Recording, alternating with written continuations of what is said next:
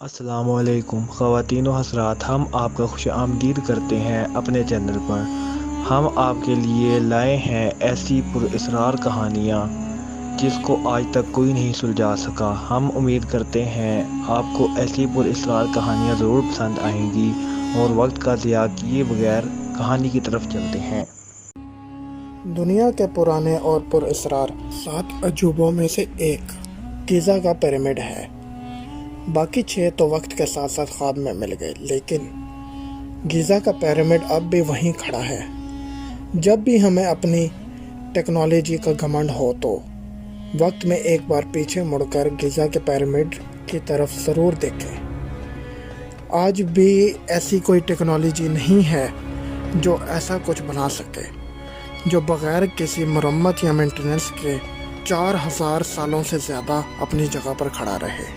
السلام علیکم دوستو، آپ دیکھ رہے ہیں پراسرار کہانیاں۔ ایسے تو دنیا میں بہت پیرامڈ موجود ہیں، لیکن گیزا کا پیرامڈ بہت زیادہ پراسرار کہانیوں سے بھرا پڑا ہے۔ گریٹ پیرامڈ کہانیوں نے سائنسدانوں کو بھی مشکل میں ڈال رکھا ہے۔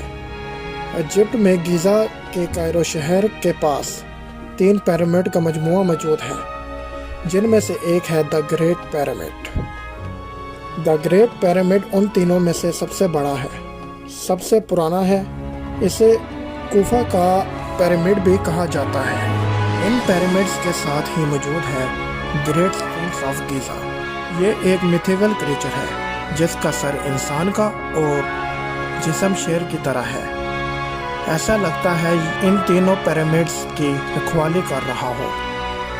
اب جانتے ہیں پیرامڈز کی ایسی کون سی پراسراریت ہے جو سائنسدانوں کو بھی پریشان کر رکھی ہے۔ پیرامڈ کو اسپیس میں موجود سٹارز کانسٹیلیشن کو دھیان میں رکھ کے بنایا گیا ہے۔ اگر گرے پیرامڈ کے چاروں کونوں کو دیکھا جائے تو یہ 4 سٹار سائن کے مطابق بنائے گئے ہیں۔ اب سوچنے کی بات یہ آتی ہے کہ 19ویں صدی کے مطابق گریٹ پیرامڈ آف گیزا دنیا کا سینٹر تھا۔ یہ ایک اتفاق تھا یا پھر سوچا سمجھا منصوبہ، اللہ ہی جانتا ہے۔ لیکن قدیم مصریوں کو کیسے پتا دنیا کا سینٹر اس وقت میں کیا ہے؟ پراسراریت بس یہاں ختم نہیں ہوتی۔ اس کو اس طرح سے بنایا گیا ہے کہ یہ چاروں ڈائریکشن یعنی جنوب، شمال، مغرب، مشرق کی نمائندگی بھی کرتا تھا، لیکن دنیا کی ٹیکٹونک پلیٹس کی حرکت کی وجہ سے یہ اب ہل چکا ہے۔ اس وقت کون سی ٹیکنالوجی موجود تھی ان کے پاس؟ آج کے اس دور میں ہماری ٹیکنالوجی بھی ایسی کچھ تعمیر نہیں کر سکتی جس کو بغیر کسی مینٹیننس کے 20 سال سے زیادہ رکھا جا سکے۔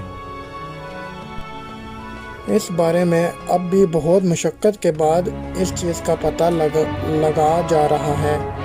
ایسے سوال تو بہت ہیں، لیکن جواب کسی کے پاس نہیں۔ ایک بات یہ بھی ہے کہ پرانے مصریوں میں مرے ہوئوں کو نہ دفنایا جاتا تھا نہ ہی جلایا جاتا تھا۔ وہاں مرے ہوئے لوگوں کو پٹیاں باندھ کے مسالے لگا کے تابوت میں رکھا جاتا تھا۔ ان کا یہ ماننا تھا کہ مرنے کے بعد بھی وہ دوبارہ زندہ ہوں گے۔ ان کے تابوت کے ساتھ ساری روزمرہ کی چیزیں بھی ریزرو کر دی جاتی تھی۔